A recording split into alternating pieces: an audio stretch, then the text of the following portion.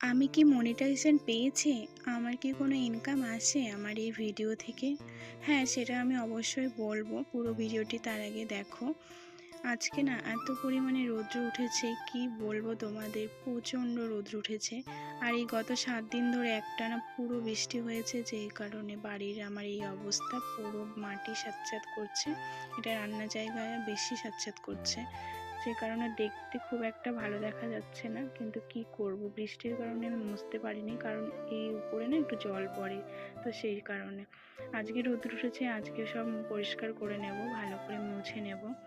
তো দুপুরে যে বাসনগুলো মানে রান্না করতে করতে বেরোয় সেগুলো, আর রাতের কিছু বাসন ছিল যেগুলো না মাজা হয়নি, কারণ আমি আজকে অনেক লেট করে ঘুম থেকে উঠেছি। আর বাবাও এনেছে অনেক লেট করে বাজার, তার জন্য রান্নাটাও অনেক দেরিতে হবে। আর তার মাঝে আমি ভাবছি এগুলো আমি মেজে নিই, তাহলে একটু তাড়াতাড়ি হবে। আর দেখেছো কি পরিমাণে রৌদ্র বলো তো, এই কলবারে না একদম আসা যায় না। জানো তো, আমাদের বাড়িতে দুটো গাছ ছিল, সরি দুটো না, 3টে গাছ ছিল। একটা তেঁতুল গাছ আর দুটো নারকেল গাছ। যেই 3টে গাছ কাটার পর থেকেই এত পরিমাণে রৌদ্র কলপারে পড়ে।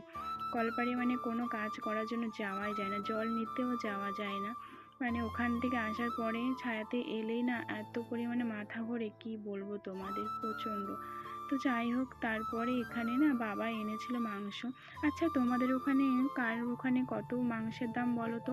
খাসির মাংস এত পরিমাণে দাম বেড়েছে না, কি বলবো, খাওয়াই যায় না, পুরো এত দাম।